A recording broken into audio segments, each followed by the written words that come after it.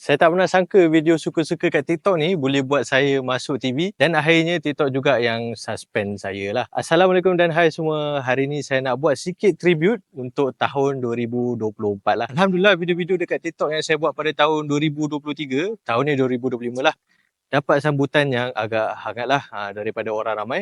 Alhamdulillah ramai yang follow, komen dan mesej saya dalam TikTok tu. Saya pun tak berniat untuk viral ke FYP ke dekat TikTok kan, memang tak berniat langsung. Saya hanya buat video tu hanya suka-suka dan sebenarnya untuk arsip saya sendirilah. So nanti bila 10 tahun akan datang, saya boleh tengok video saya semula, macam mana susahnya nak buat kebun kan, semua tu kan. Tapi tak sangka rakyat Malaysia sebenarnya dahagakan ilmu pertanian dan ilmu inovasi. Jadi saya pun buat konten-konten edukasi secara percuma je dekat dalam TikTok lah. Saya pun tak pernah terfikir untuk masuk dalam TV ke dan tak berfikir pun untuk masuk surat khabar jugalah. Tapi aturan Allah tu memang luar biasa lah. Alhamdulillah tahun 2024 memang banyak yang saya dapat. Antaranya saya dapat masuk ke dalam TV1 dalam program Agrotech. Kemudian dapat masuk dalam berita Awani 7.45. Kira berita prime time lah 7.45 tu kan.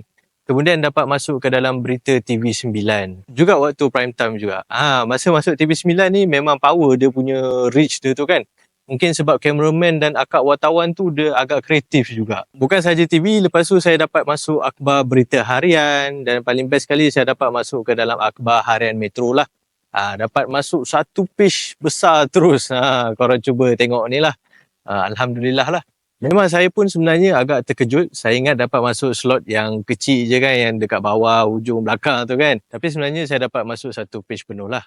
Memang saya banyak-banyak berterima kasih kepada abang dan akak-akak wartawan dan jurnalis kita lah. Saya ucapkan banyak-banyak terima kasih juga kepada follower saya yang follow saya daripada A sampai ke Z lah. Dan yang paling penting yang follower saya yang suka share video saya ni sampai tersebar ke tempat lain lah. Tak lupa juga kepada Jabatan Pertanian dan Jabatan Perikanan Negeri Sembilan yang sudi untuk tengok sistem-sistem auto feeder ikan saya, automatik siraman, solar wifi dan macam-macam lagi lah kat dalam ni kan. Alhamdulillah lagi sekali tahun 2024 adalah tahun yang saya rasa sangat baik buat saya lah. Sampailah TikTok suspend akaun saya pada hari raya pertama tahun 2025 lah, satu Aidilfitri.